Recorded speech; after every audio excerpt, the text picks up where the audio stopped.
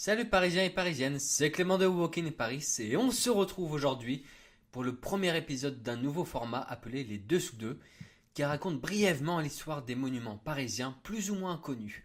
Et aujourd'hui, nous partons à la découverte de la belle et longiligne Tour Eiffel. Tout débute en 1884.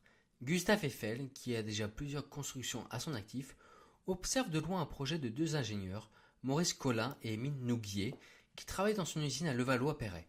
Leur ambition, construire une tour de 300 mètres sur une base carrée de 125 mètres carrés. Progressivement, Eiffel voit en cette tour une opportunité financière rentable et qui pourrait lui permettre de gagner une renommée internationale en vue de l'exposition universelle se déroulant à Paris en 1889. Du coup, après avoir déposé un brevet et faire signer un contrat aux deux ingénieurs comme quoi il a élaboré cette idée, Eiffel présente la tour Eiffel au commissaire de l'exposition universelle. Ce dernier, séduit par cette initiative, organise quand même un concours en 1866 pour le portail d'entrée de l'exposition avec pour consigne une tour de 300 mètres et une base carrée.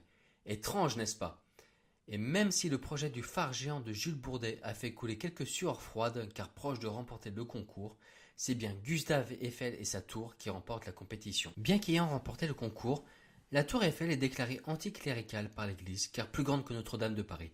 Et en plus de critiques par des poètes tels que François Coppée dans son recueil Les Paroles sincères, elle reçoit une flopée de surnoms peu flatteurs qu'on retrouve dans une lettre publiée le 14 février 1887, signée par Émile Zola, Guy de Maupassant et Verlaine. Bien que ce lampadaire véritablement tragique ou ce suppositoire criblé de trous déplaît, les ouvriers de l'usine Eiffel et du Champ de Mars débutent le chantier le 1er juillet 1887 pour l'achever, tiens-toi bien, en 2 ans, 2 mois et 5 jours. Inaugurée le 31 mars 1889 et ouverte au public le 15 mai 1889, la tour Eiffel rentre dans le cœur des Parisiens et des visiteurs, faisant taire ainsi les critiques vues précédemment. Financièrement, c'est aussi un succès, car en un an, les investissements de la tour Eiffel sont amortis grâce à la vente des billets.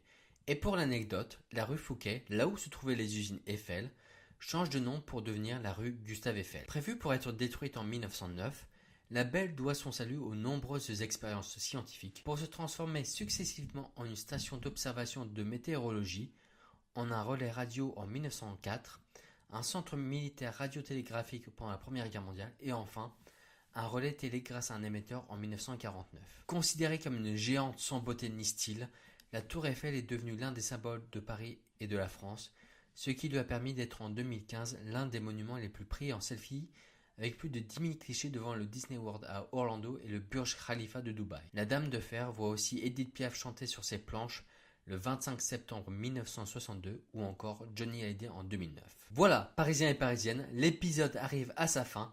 J'espère que ce nouveau format t'a plu et si c'est le cas, tu peux cliquer sur le bouton s'abonner, lâche un petit pouce bleu pour le référencement et partager autour de toi. Un grand merci à toi et à bientôt.